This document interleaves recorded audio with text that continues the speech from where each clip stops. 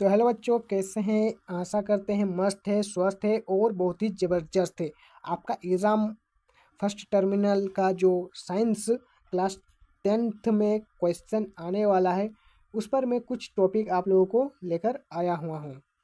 तो वीडियो को एंड तक बने रहिए और वीडियो आप लोगों को पसंद आ रहा है तो वीडियो को लाइक, चैनल को सब्सक्राइब कर लीजिए, क्योंकि इसी प्रकार का आपको वीडियो हमारे इस चैनल पर मिलता रहेगा। तो चलिए वीडियो को स्टार्ट करते हैं। तो जो हमारा फर्स्ट क्वेश्चन है वो क्या कह रहा है, रासायनिक अभिक्रिया में क्या होता है। तो जो हमारा रासायनिक अभिक्रिया है उसमें क्या होता है, एक नए पदार्थ का निर्माण होता है। हमारा आंसर बी राइट हो जाएगा। चलिए नेक्स्ट क्वेश्चन की ओर चलते हैं। नेक्स्ट क्वेश्चन क्या है, निम्न में से कौन सी संयोजन अभिक्रिया है। तो हमारा इसका आंसर राइट ए हो जाएगा। हमारा आंसर इसका राइट ए हो जाएगा। चलिए नेक्स्ट क्वेश्चन की ओर चलते हैं। हमारा नेक्स्ट क्वेश्चन क्या है, लोहे पर जंग लगना किसका उदाहरण है। तो लोहे पर किसका उदाहरण है जंग लगना, ऑक्सीकरण। किसका कारण है, ऑक्सीकरण। हमारा इसका आंसर बी राइट हो जाएगा।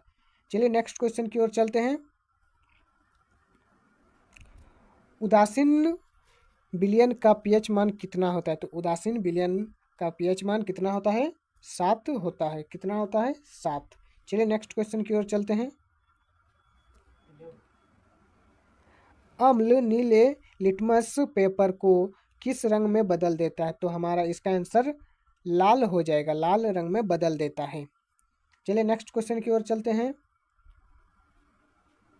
बेकिंग सोडा का रासायनिक सूत्र क्या होता है। तो सोडा का रासायनिक सूत्र हमारा NaHCO3। हमारा इसका आंसर राइट हो जाएगा, ऑप्शन नंबर बी। चलिए नेक्स्ट क्वेश्चन की ओर चलते हैं। नेक्स्ट क्वेश्चन क्या कह रहा है, निम्न में से सबसे अधिक अभिक्रियाशील धातु कौन सा है। तो हमारा इसका पोटेशियम हो जाएगा। क्या हो जाएगा, पोटेशियम, ऑप्शन नंबर सी। चलिए नेक्स्ट क्वेश्चन की ओर चलते हैं। नेक्स्ट क्वेश्चन क्या कह रहा है, कमरे के तापमान पर द्रव अवस्था में पाए जाने वाली धातु कौन सा है। तो वो हमारा पारा हो जाएगा। जो पारा है वो कमरे के तापमान पर द्रव्यमान पर पिघल जाता है, मतलब पिघल जाता है। चलिए नेक्स्ट क्वेश्चन की ओर चलते हैं। कार्बन का संयोजकता कितनी होती है। तो कार्बन का जो संयोजकता होती है वो कितना होता है, 4। हमारा आंसर इसका 4 हो जाएगा। चलिए नेक्स्ट क्वेश्चन की ओर चलते हैं। एथेनॉल का रासायनिक सूत्र क्या होता है। एथेनॉल का रासायनिक सूत्र हमारा हो जाएगा C2H6। हमारा इसका आंसर राइट हो जाएगा। चलिए नेक्स्ट क्वेश्चन की ओर चलते हैं।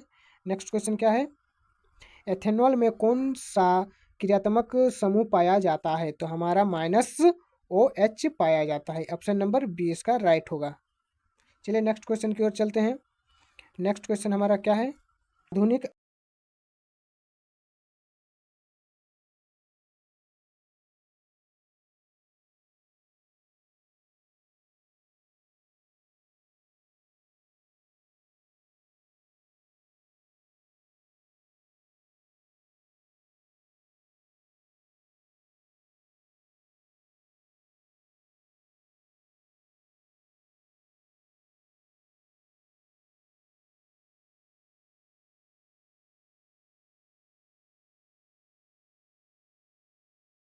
रसायन में कितने समूह होते हैं। तो हमारा इसका आंसर सी इसका राइट हो जाएगा, 18 होते हैं।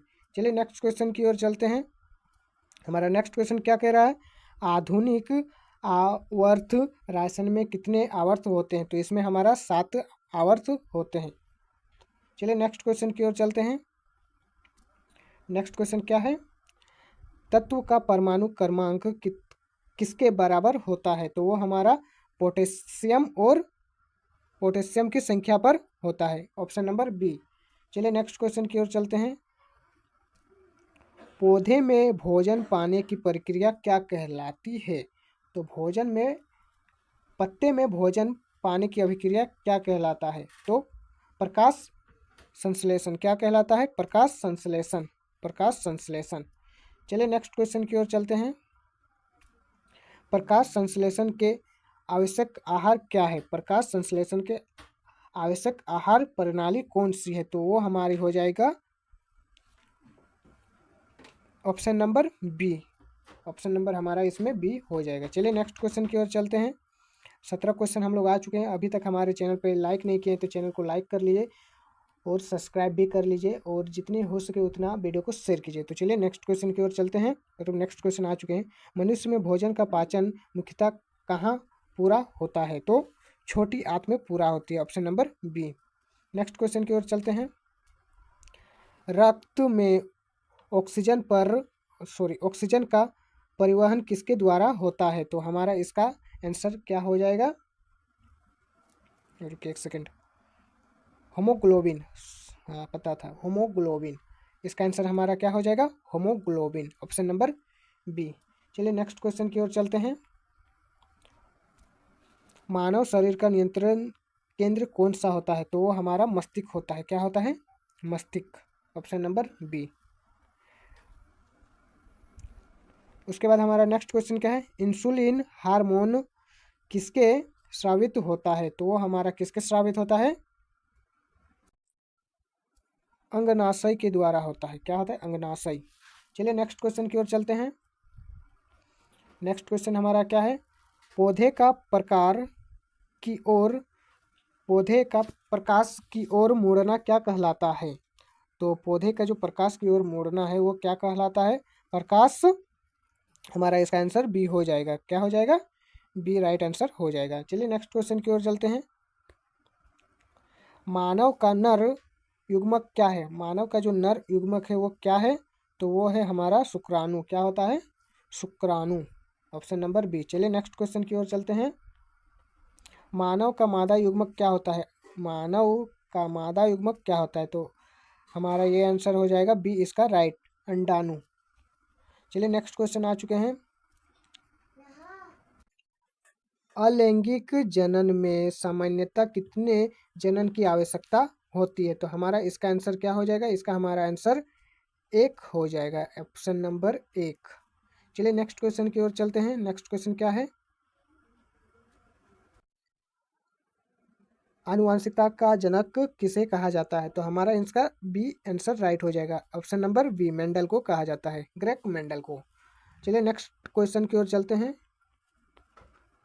नेक्स्ट क्वेश्चन हमारा क्या है? जीन कहाँ पाए जाते हैं? जीन हमारा कहाँ पाए जाते हैं? तो शुक्राणु पर पाए जाते हैं हमारा जीन। ऑप्शन नंबर हमारा राइट होगा कि नहीं? हाँ राइट है। ऑप्शन नंबर ए हमारा इसका राइट हो जाएगा। चलिए नेक्स्ट क्वेश्चन की ओर चलते हैं। रुकिए। मनुष्य में कुल कितने शुक्राणु होते हैं? तो मनुष्य में कितने शुक्राणु होते हैं? 46 शुक्राणु होते हैं। ऑप्शन नंबर सी इसका राइट हो जाएगा। चलिए नेक्स्ट क्वेश्चन की ओर जाते हैं। आ चुके हम लोग फिजिक्स चैप्टर घुस चुके हैं यहाँ पर। चलिए फिजिक्स चैप्टर से हमारा कितना क्वेश्चन यहाँ पर पूछा गया है वो देख लेते हैं। निर्वात में प्रकाश की चाल लगभग कितनी होती है? तो निर्वात में प्रकाश की चाल लगभग कितनी होती है? तो 3 × 10⁸ ms हमारा इसका आंसर राइट हो जाएगा। Option number A. चलिए नेक्स्ट क्वेश्चन की ओर चलते हैं। नेक्स्ट क्वेश्चन क्या है हमारा? दर्पण में प्रतिबिंब बनने की घटना को क्या कहते हैं? प्रतिबिंब बनने की घटना को हम लोग क्या करते हैं? परावर्तन कहते हैं। परावर्तन हम लोग कहते हैं। क्या कहते हैं? परावर्तन। ऑप्शन नंबर ए हमारा इसका राइट हो जाएगा।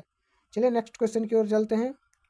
उत्तल लेंस को किस प्रकार के लेंस कहा जाता है? उत्तल लेंस को हम लोग किस प्रकार का लेंस भी कहते हैं? तो उससे हम लोग अपसारी भी लेंस कहते हैं। नहीं, अभिसारी लेंस कहते हैं। हमारा इसका आंसर बी राइट हो जाएगा। अभिसारिक लेंस कहते हैं। चलिए नेक्स्ट क्वेश्चन की ओर जाते हैं। मानव आँख में प्रकाश संवेदित, एक सेकंड रुक जाइए, संवेदित लाइन कट चुका है तो यहाँ पर मैं यहाँ पर कुछ काम कर लेता हूँ अपना। संवेदित पतन कौन सा है? तो हमारा इसका आंसर पुतली हो जाएगा। हमारा इसका आंसर पुतली हो जाएगा। ऑप्शन नंबर सी, नहीं सॉरी, रेटिना हो जाएगा। ऑप्शन नंबर हमारा इसका बी हो जाएगा राइट आंसर। चलिए नेक्स्ट क्वेश्चन की ओर जाते हैं। निकट दृष्टि दोष को ठीक करने के लिए किस लेंस का प्रयोग किया जाता है? निकट दृष्टि दोष जो किसी का रहता है तो वो किस लेंस का प्रयोग करते थे? वो उत्तल लेंस का प्रयोग करते हैं। हमारा इसका आंसर सॉरी, उत्तल लेंस नहीं, अवतल लेंस इसका प्रयोग करते हैं, अवतल लेंस का प्रयोग करते हैं, अवतल लेंस का प्रयोग करते हैं।